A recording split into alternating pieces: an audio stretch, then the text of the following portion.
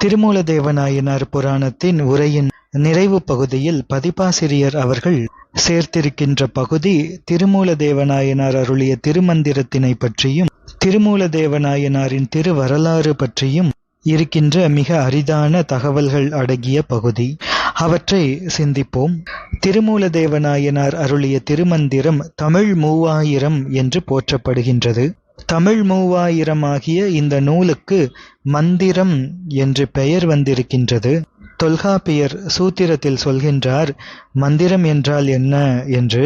நிறைமொழி மாந்தர் ஆணையில் கிளந்த மறைமொழிதானே மந்திரம் என்ப என்று தொல்காப்பியர் சூத்திரம் அருளுகின்றார். அதன்படி நிறைமொழி மாந்தராகிய திருமூலதேவநாயனாரால் சிவபெருமானது திருவருள் குறிப்பு என்னும் ஆணையால் வேதங்களின் பொருளை கூறுகின்ற செய்யுட்களால் ஆக்கப்பட்டிருப்பதனால் இதற்கு மந்திரம் எனப்பட்டது. இது திருமந்திரம் என்று பெயர் பெறுகின்றது. திருமந்திர நூல் பாயிரம் 1, தந்திரங்கள் 9 என்று 10 பகுதிகளை உடையது. பாயிரம் பகுதியில் சிறப்பு பாயிரம், பொதுப்பாயிரம், தற்சிறப்பு பாயிரம் என 3 பகுதிகளாக 1 முதல் 156 திருப்பாடல்களை உடையது. முதலில் சிறப்பு பாயிரம். சிறப்பு பாயிரம் என்பது திருமூலதேவநாயனாருடைய மாணாக்கர்களினால் பாடப்பட்டது. குருமட வரலாறு, திருமந்திர தொகைச்சிறப்பு என்ற பகுதிகளை உடையது. அடுத்ததாக பொதுப்பாயிரம். பொதுப்பாயிரம் என்பது கடவுள், மழை, நீத்தார், அறம், முடியுடை வேந்தர் என்று 5 வகை வாழ்த்துக்களை உடையது. 1000 முகத்தால் அகன்றதாயினும் பாயிரம் இல்லது பணுவல் அன்றே என்ற சூத்திரப்படி திருமூலதேவநாயனார் தாம் அருளிய நூலுக்கு பாயிரம் கூறியிருக்கின்றார்கள். பாயிரத்திலே திருமூலதேவநாயனாரால் கூறப்பட்ட 1, 2, 3, 4 பகுதிகள் கடவுள் வாழ்த்தாகவும், 5 மற்றும் 6வது பகுதிகள் நீத்தார் வாழ்த்தாகவும், 7வது பகுதி முடியுடை வேந்தர் வாழ்த்தாகவும், 8வது பகுதி மழை வாழ்த்தாகவும், 9 மற்றும் 10வது பகுதிகள் அறம் என்ற வாழ்த்தாகவும் அமைந்திருக்கின்றன. இனி பாயிரத்தின் 3வது பகுதி தற்சிறப்பு பாயிரம். தற்சிறப்பு பாயிரம் என்பது திருமூலதேவநாயனார் தம்முடைய குரு பரம்பரையை பற்றியும் தம்முடைய வரலாற்றை பற்றியும் தம் மாணாக்கர்களுக்கு கூறுகின்ற பகுதி. கடவுள் வாழ்த்து என்னும் பகுதியில் நம் திருமூலதேவநாயனார் கடவுள் ஒருவனே என்றும், அந்த ஒருவன் யார் என்றால் அவன் கூற்றை உதைத்தவன் என்றும், அவன் தேவர்களால் நக்கன் என்று தொழப்படும் நாதன் என்றும், அவன் பெயர் சிவன் என்பதே என்று கூறியதோடு சிவபெருமானின் குணங்களையெல்லாம் 50 செய்யுள்களில் விரிவாக கூறியிருக்கின்றார். நம் திருமூலதேவநாயனார் சீலாங்க வேதத்தை செப்ப வந்தேனே என்பதனாலும், சிந்தை செய்து ஆகமம் செப்பலுற்றேனே என்பதனாலும், அந்த காலத்தில் இறைவனாரது திருவருள் துணையினால் வேதங்களையும் ஆகமங்களையும் பற்றி வேதச் சிறப்பு, ஆகமச் சிறப்பு என்ற பகுதிகளில் விரிவாக அருளியிருக்கின்றார்கள். வேதத்தை விட்ட அறம் இல்லை என்றும், வேதத்திலே ஓதத்தகுந்த அறங்கள் எல்லாம் உள என்றும், தர்க்கவாதத்தை விட்டு வளமுற்ற வேதத்தை ஓதியே அறிஞர்கள் மோட்சம் பெற்றார்கள் என்றும், வேதமோடு ஆகமம் அது இறைவனால் அருளப்பட்டது என்றும், வேதம் பொது, ஆகமம் சிறப்பு ஆகும் என்றும், நந்தியம்பெருமான் மூலமாக நமக்கு கிடைத்த ஆகமங்கள் காரணம், காமிகம், வீரம், சிந்தியம், வாதுளம், வியாமளம், காலோத்திரம், சுப்ரமம், மகுடம் என்று இந்த ஆகமங்கள் என்பதும் முதலான ஆகமங்கள் என்பதும் இந்த ஆகமங்களின் சாரங்களையே 9 தந்திரங்களாக தாம் பாடியதாகவும் திருமூலதேவநாயனார் கூறி அருளியிருக்கின்றார். எனவே பாயிரத்தோடு கூடிய 9 தந்திரங்களை கொண்ட திருமந்திரம் என்ற இந்த நூலை காலை எழுந்து கருத்து அறிந்து ஓதிடின் ஞாலத் தலைவனை நண்ணுவர் என்று பயனும் கூறியிருக்கின்றார். இவ்வாறு பாயிர பகுதி அமைகின்றது. இது இனி முதல் தந்திரம். திருமந்திரத்தின் 9 தந்திரங்களாக அமைந்திருக்கக்கூடிய அந்த நூலின் முதல் தந்திரம். இது 157 முதல் 322வது திருமந்திரங்கள் வரை அமைந்திருக்கின்ற பகுதி. ஞானம் முதல் 4 பொருள்களாகிய ஞானத்தில் சரியை, ஞானத்தில் கிரியை, ஞானத்தில் யோகம், ஞானத்தில் ஞானம் என்பவற்றை கூற வந்த திருமூலதேவநாயனார் முதலிலே இறைவன், உயிர், மலம் என்று சொல்லப்படுகின்ற பதி, பசு, பாசம் என்ற இந்த 3இல் பதி எப்படி அனாதியோ அப்படியே பசுவும் பாசமும் அனாதி என்று கூறுகின்றார். பாசத்தோடு கூடிய உயிர் தானே சென்று இறைவனை அடையாது என்றும், ஆனால் இறைவன் அருளினால் உயிர்களிடத்தில் உள்ள மலம் ஒடுங்கி ஞானம் பிரகாசித்து உயிர் பேரின்பமாகிய சிவானந்தத்தை அனுபவிக்கும் என்று கூறி இறைவன் உயிர்களை எவ்வாறு பக்குவப்படுத்துகின்றான் என்பதையும் விளக்குகின்றார். ஆன்மாக்களிடம் உள்ள மலம் நீங்கும் பொருட்டு இறைவன் கருணையினால் ஆன்மாக்களுக்கு தனு கரண புவன போகங்களை கொடுக்கின்றார். தனு கரணங்கள் இவற்றை கொண்டு உலக இன்பங்களை ஒரு ஆன்மா அனுபவிக்கும் பொழுது நல்லது கெட்டது இன்னது என்றும், நிலை உள்ளது இது நிலையில்லாதது இது என்றும் அறிந்து உய்வதற்காக வேத ஆகமங்களை இறைவன் அருளியிருக்கின்றார். இளமை நிலையில்லாதது, செல்வம் நிலையில்லாதது, யாக்கை என்ற உடம்பு நிலையில்லாதது. இவற்றின் நிலையாமையை உணர்த்தி வேதங்களிலே விதிக்கப்பட்ட கொல்லாமை, புலால் உண்ணாமை, பிறர் மனை நயவாமை, அன்புடைமை, நடுவு நிலைமை, கள்ளுண்ணாமை முதலிய தர்மங்களையெல்லாம் செய்து தத்துவங்களை ஆராய்ந்து 36 தத்துவங்களையும் 36 படிகளாக அமைத்து சோபான முறையில் இந்த தத்துவங்களையெல்லாம் கடக்க வேண்டும். தத்துவ ரூபம், தத்துவ தரிசனம், தத்துவ சுத்தி, ஆன்ம ரூபம், ஆன்ம தரிசனம், ஆன்ம சுத்தி, சிவரூபம், சிவ தரிசனம், சிவயோகம், சிவபோகம் ஆகிய இயல்புகளையெல்லாம் உணர்ந்து படிமுறைகளில் இவற்றையெல்லாம் கடந்து ஒப்பில்லாத ஆனந்தமாகிய உள் ஒளிப்புக்கு செப்பரிய சிவம் கண்டு அதே தன்மையாக அமர்ந்திருத்தலே ஆன்மா இறைவனை அடையும் நிலை என்று கூறி, உப்பு தண்ணீரில் கூடி ஒன்றாக ஆகுவது போல செப்பிடில் ஜீவன் சிவத்தின் உள்ளே அடங்கும் என்ற எடுத்துக்காட்டும் கூறி இந்த முதல் தந்திரத்தை அருளியிருக்கின்றார் திருமூலதேவநாயனார். திருமூலதேவநாயனார் முதல் தந்திரத்தில் கூறிய தர்மங்களையே திருவள்ளுவதேவநாயனாரும் திருக்குறளிலே அறத்துப்பால் பொருட்பால்களில் கூறியுள்ளது நாம் நோக்கத்தக்கது. இனி இரண்டாவது தந்திரம். இது 323வது முதல் 530வது திருமந்திரங்கள் வரை அமைந்திருக்கின்ற பகுதி. முதல் தந்திரத்தில் கூறப்பட்ட தர்ம நெறி ஒழுக்க நெறியில் நின்றவர்கள் அடையும் நலம், அந்த நெறியிலே நில்லாதவர்கள் அடையும் துன்பம் இத்தகையவன என்று இந்த இரண்டாவது தந்திரத்திலே புராணக் கதைகள் மூலமாக எடுத்துக்காட்டி உயிர்கள் தர்மத்தின் வழி நிற்பதை வலியுறுத்துகின்றார் திருமூலதேவநாயனார். இந்த இரண்டாவது தந்திரத்தில் முப்புற நிருதர்களினுடைய ஆட்சி நடுநிலைமை தவறி உலக மக்களுக்கு துன்பத்தை விளைவித்ததனால் அகஸ்தியர் பரமேஸ்வரருடைய ஆணையினால் முப்புற நிருதர்களை விந்தியம், கிரௌஞ்சம் முதலிய இடங்களில் சண்டையிட்டு வென்று பொதிகை மலை வரை சென்று நிருதர்களை பொதிய மலைக்கு வடபால் செல்ல ஒட்டாமல் தடுத்த வரலாறு அகத்தியம் என்ற தலைப்பில் அருளப்பட்டிருக்கின்றது.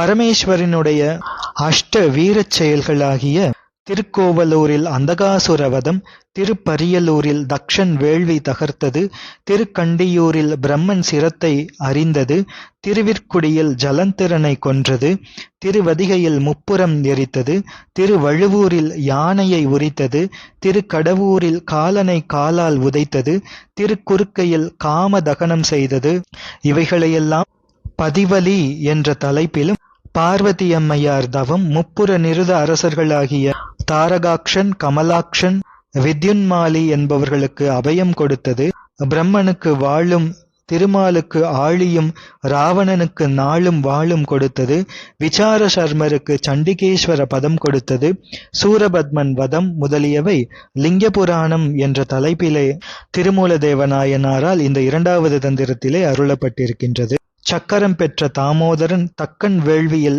சக்கரத்தை வீரபத்திரர் மேல் விட அதனை வீரபத்திரர் அணிந்துள்ள வெண்தலை மாலையில் ஒன்று கவ்விக்கொள்ள திருமால் சிவபெருமானை அர்ச்சித்து மீண்டும் சக்கரம் பெற்றவை சக்கரப்பேறு என்ற தலைப்பிலே அமைந்திருக்கின்றது. பின் ஒரு சமயம் திருமாலும் பிரம்மனும் பேதைமையாலே தாங்களே பிரான் என்று வாதிக்க அவர்களிடையே பரமன் அனலாய் பறந்து நிற்க திருமால் அடியினையும் பிரம்மா முடியினையும் தேட முடியாதவர்களாய் ஓய்ந்து போய் நிற்க அவர்களுக்கு சிவபெருமான் அருள் செய்த வரலாறு அடிமுடி தேடல் என்ற தலைப்பிலே அமைந்திருக்கின்றது. எலும்பும் கபாலமும் படைப்புக்கு முதற்காரணம் என்றும், எலும்பும் கபாலமும் எந்தை பிரான் ஏந்திலனேல் படைப்பு முதலிய ஐந்தொழில்கள் நடைபெறாது என்றும் எலும்பும் கபாலமும் என்ற தலைப்பிலே அருளப்பட்டிருக்கின்றது. படைத்தல், காத்தல், அழித்தல், மறைத்தல், அருளல் என்ற தலைப்புகளில் ஐந்தொழில் விளக்கமும், அயன், மால், ருத்ரன், மகேஸ்வரன், சதாசிவன் ஆகியோரால் படைத்த புவனங்களையும் 84 100,000 ஜீவ போதங்களையும் பரிபாலிக்கும் விவரமும் அருளப்பட்டிருக்கின்றது. ஒரு மலம், இருமலம், மும்மலம் உடைய ஜீவர்கள் உற்பவிக்கும் முறை, கரு உற்பத்தி என்ற தலைப்பிலும், உற்பவித்த ஜீவர்கள் சிவநிந்தை, மாகேஸ்வர நிந்தை, குருநிந்தை செய்யாமல் பெரியோர்களை துணை கொண்டு சத்பாத்திரம் அசத்பாத்திரம் தெரிந்து ஒழுகினால் இறைவனது பொன்னடி சேர்வார்கள் என்றும் இந்த 2வது தந்திரத்திலே திருமூலதேவநாயனார் விளக்கி அருளியிருக்கின்றார்கள். 3வது தந்திரம், இது 531வது மந்திரம் முதல் 863வது மந்திரங்கள் வரை அமைந்திருக்கின்ற பகுதி. இந்த தந்திரத்தில் 8 வகை யோகங்கள் ஆகிய யமம், நியமம், ஆசனம், பிராணாயாமம், பிரத்யாகாரம், தாரணை, தியானம், சமாதி இவைகளை பற்றியும், அவைகளால் ஏற்படும் பேற்றையும் உண்டாகும் 8 வகை சித்திகளையும் கூறி, சித்திகளை பெறுவதற்கு கருவியாக இருக்கும் உடம்பை அழியாதபடி நோயின்றி வைத்துக் கொள்ளக்கூடிய வழிகளை காய சித்தி என்ற தலைப்பிலே கூறுகின்றார். உடம்பினுள் உத்தமன் கோயில் கொள்ளும்படி உடம்பை பக்குவப்படுத்த முதல் அனுசரிக்க வேண்டிய வாரசரம், வாரசூலை, அமோரி தாரணை, ஆயுள் பரீட்சை, காலச்சக்கரம் முதலியவைகளையெல்லாம் விளக்கி, பின்னர் கேசரி யோகம், பர்யங்க யோகம், சந்திர யோகம் முதலியவைகளை பற்றியெல்லாம் விவரித்துள்ளார். கேசரி யோகம் அது ஹடயோகத்தின் பகுதியாக வரும். இது மிகவும் கடினமானது, பயிற்சிக்கு சிரமமானது, எல்லோராலும் அனுசரிக்க முடியாதது. பர்யங்கி யோகம் என்பது இல்லாளுடன் கூடிச் செய்வது. இது காதலனும் காதலியும் கருத்து ஒருமித்து ஆதரவுபட்டுச் செய்யும் சாதகம். இது எல்லோருக்கும் முடியாதது. தகுந்த காதலி அகப்படுவது அருமை, அரிதிலும் அரிது. எம்பெருமான் சுந்தரமூர்த்தி நாயனார், பறவையம்மையார், சங்கிலியம்மையார் போன்றவர்களுக்கும், திருவள்ளுவ தேவநாயனார், வாசுகி அம்மையார் போன்றவர்களுக்கும் ஏற்றது இது. சந்திர யோகம் என்பது சந்திரனின் கலை 16, சூரியனின் கலை 12, அக்னியின் கலை 64, தாரை கலை 4 ஆக 96 கலைகளையும் அறிந்து வளர்பிறை தேய்பிறைகளில் பயிலப்படும் யோகம் என்றும், எல்லாவற்றிலும் எண்வகை யோகமே சிறந்தது என்றும் கூறி அருளியிருக்கின்றார். பதஞ்சலி கூறுகின்ற அஷ்டாங்க யோகம் வேறு, சிவாகமங்களிலே அருளப்பட்டிருக்கின்ற சிவயோகம் வேறு என்பதனையும் முறையான குரு உபதேசம் மூலமாக நாம் கண்டு அறிந்து கொள்ளலாம். இனி 4வது தந்திரம், அது 864வது மந்திரம் முதல் 1393வது மந்திரங்கள் வரை அமைந்திருக்கின்ற பகுதி. இதன் முக்கிய பகுதிகளாக அஜபா என்ற அசபை, திரு அம்பல சக்கரம், திரிபுர சக்கரம், வைரவி எந்திரம், ஏரொளி சக்கரம், சாம்பவி மண்டல சக்கரம், புவனாபதி சக்கரம், நவாக்ஷரி சக்கரம் முதலான 13 தலைப்புகளில் சக்கரங்கள் வரையும் விதம், சக்கரங்களின் அறைகளிலே அடைக்கப்படும் 5 எழுத்துக்கள், பீஜங்கள் முதலியவைகளை பற்றியும் வழிபடும் முறைகளை பற்றியும் விளக்கி அருளியிருக்கின்றார்கள். திரு அம்பல சக்கரம் என்பதுதான் சிதம்பரத்தில் இரகசிய ஸ்தானத்தில் பதிக்கப்பட்டிருக்கின்றது. திருவாரூரில் தியாகப் பெருமான் திருமேனியில் இருப்பதும் திரு அம்பல சக்கரமே ஆகும். அஜபா என்ற மந்திரத்தை பற்றி தனியாக அருளப்பட்டிருக்கின்றது. அதன் விபரங்கள் எல்லாம் தீட்சை பெற்றவர்களுக்கு ஆசான் மூலமாக அறிவிக்கப்படக்கூடிய பொருட்கள். இனி 5வது தந்திரம், அது 1394வது மந்திரம் முதல் 1547வது மந்திரம் வரை அமைந்திருக்கின்ற பகுதி. இந்த தந்திரத்தில் சைவ பேதங்களையும், சரியை, கிரியை, யோகம், ஞானம் என்ற 4 பாதங்களையும், சன்மார்க்கம், சகமார்க்கம், சத்புத்திர மார்க்கம், தாசமார்க்கம் என்ற 4 மார்க்கங்களையும், சாலோகம், சாமீபம், சாரூபம், சாயுஜ்யம் முதலான 4 பதங்களையும், மந்தம், மந்ததரம், தீவிரம், தீவிரதரம் முதலான 4 தரங்களையும் 20 தலைப்புகளில் விரிவாக கூறி 6 சமயங்களும் குருடர்கள் யானை கண்ட கதையைப் போன்றது என்று கூறி, எனவே 6 சமயங்களையும் கண்டு அச்சமயங்களின் பொருள்களையும் உணர்ந்து தேறி தெளிந்தால் கடைசியில் 6 சமய மார்க்கங்கள் அவமுடையது என்றும் சிவகதியே கதி, மற்றவையெல்லாம் பவகதி என்றும் ஒவ்வொருவரும் அறிவார்கள் என்று திருமூலதேவநாயனார் விளக்கி அருளியிருக்கின்றார்கள் இந்த 5வது தந்திரத்தில். இனி 6வது தந்திரம். இது 1548வது மந்திரம் முதல் 1675வது மந்திரங்கள் வரை இருக்கின்ற பகுதி. இதில் மும்மலமுடைய மானிட வர்க்கத்தில் பக்குவம் உடையவர்களுக்கு சிவபெருமானே குருவாக வந்து திருக்கண் நோக்கத்தினால், ஸ்பர்ஷத்தினால், வாக்கினால், பாவனையினால், நூல் கொண்டு, யோகத்தின் கொண்டு, ஔத்ரி தீட்சை செய்து, மலத்தை போக்கி, உபதேசம் செய்து, துறவு நிலை கூறி, தவத்தை மேற்கொள்ளச் செய்து, மோட்சத்தை அருளும் விதத்தை 14 தலைப்புகளில் திருமூலதேவநாயனார் அருளியிருக்கின்றார். இனி 7வது தந்திரம். இது 1676வது மந்திரம் முதல் 2082வது மந்திரங்கள் வரை அமைந்திருக்கின்ற பகுதி. இந்த தந்திரத்தில் 30 பகுதிகள் அமைந்திருக்கின்றன. 6 ஆதாரங்களை பற்றியும், அண்டலிங்கம், பிண்டலிங்கம், சதாசிவலிங்கம், ஆத்மலிங்கம், ஞானலிங்கம், சிவலிங்கம் என்ற 1 முதல் 7 வரை இருக்கின்ற தலைப்புகளில் கூறியவற்றை சிவலிங்க உருவ விளக்கம் என்ற வகையிலே அமைத்து அருளியிருக்கின்றார் திருமூலதேவநாயனார். சம்பிரதாயம், திருவருள் வைப்பு, அருள், ஒளி, சிவபூஜை என்ற தலைப்புகளில் சிவபூஜை விளக்கம் என்ற தன்மையிலும், குரு பூஜை, மாகேஸ்வர பூஜை, அடியார் பெருமை, போஜன விதி, பிக்ஷா விதி முதலிய தலைப்புகளில் மாகேஸ்வர பூஜை விளக்கமாகவும் அருளியிருக்கின்றார்கள். ஞானித்தன் ஆகம் தீயினால் வெந்திடில் நாடெல்லாம் வெம்பும் என்றும், மண்ணினில் மழை விழா வையகம் பஞ்சகத்தால் வெதும்பும் என்றும், எண்ணிலா மன்னர்கள் அரசை இழப்பார் ஆதலின் ஞானியின் உடலை சமாதி செய்ய வேண்டும் என்று கூறி, பூரண குகைநெறி சமாதி கிரியை என்ற தலைப்பில் சமாதி, குகை செய்யும் முறை, சமாதியில் செய்யும் கிரியைகள் முதலியவைகளை பற்றியெல்லாம் திருமூலதேவநாயனார் அருளியிருக்கின்றார்கள். விந்துட்பன்னம், விந்து ஜயம், போகசர ஓட்டம் என்ற தலைப்புகளில் விந்து உற்பத்தி முறை, விந்துவை கட்டி வீணா தண்டத்தின் ஊடே வெளிப்புறத்தால் நோக்கி காணாக்கண், கேளா செவி என்று இருப்பார்களுக்கு வாழ்நாள் அடைக்கும் வழி முதலியவற்றை விவரித்திருக்கின்றார்கள்.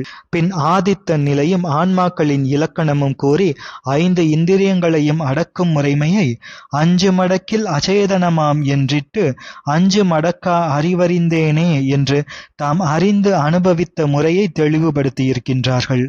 பின் இந்த தந்திரத்தில் கடைசி 5 தலைப்புகளில் சத்குரு, அசத்குருவை பற்றி கூறி கூடா ஒழுக்கம் இது என கூறி கண்டித்து மக்களை நல்வழியில் ஒழுகுவதற்காக இதோபதேசம் செய்து அருளியிருக்கின்றார்கள். அந்த இதோபதேசத்தில் ஒன்றே குலமும் ஒருவனே தேவனும் நன்றே நினைமின் நமனில்லை நாளாமே சென்றே புகும்கதி இல்லை நும் சித்தத்து நின்றே நிலைபெற நீர் நினைந்துய்மினே என்ற புகழ்பெற்ற திருவாக்கு இந்த பகுதியில்தான் அமைந்திருக்கின்றது. ஒன்றே குலமும் ஒருவனே தேவனும் என்கின்ற அந்த புகழ்பெற்ற திருவாக்கு அமைந்திருக்கின்ற பகுதி. இக்காயம் நீங்கி இனியொரு காயத்தில் புக்கு பிறவாமல் போம்வழி நாடுமின் எக்காலத்து இவ்வுடல் வந்து எமக்கு ஆனது என்று அக்காலமுன்ன அருள் பெறலாமே என்றெல்லாம் இந்த இதோபதேச பகுதியிலே திருமூலதேவநாயனார் அவர்கள் அருளியிருக்கின்றார்கள். இனி 8வது தந்திரம். இதில் 2083வது மந்திரம் முதல் 2600வது மந்திரங்கள் வரை அமைகின்ற 33 பகுதிகளாக இந்த 8வது தந்திரத்தை அருளியிருக்கின்றார்கள். 1, 2, 3 பகுதிகளில் புரியட்ட காயம் என்ற சூக்ஷ்ம தேகத்தை பற்றியும், கூடுவிட்டு கூடுபாயும் முறைமையை பற்றியும், அவஸ்தாபேதங்களை பற்றியும், 4வது பகுதியில் தன்னை அறியும் அறிவை பற்றியும், 5வது பகுதியில் வேதாந்தம், சித்தாந்தம், நாதாந்தம், போதாந்தம், யோகாந்தம், கலாந்தம் எனும் 6 அந்தங்களை பற்றியும், 6வது பகுதியில் பதி, பசு, பாசம் என்ற திரிபதார்த்தங்களை பற்றி கூறி ஒலி அணு, ஒளி அணு, பொருள் அணு, உயிர் அணு முதலியவைகளை பற்றியெல்லாம் அருளுகின்றார்கள்.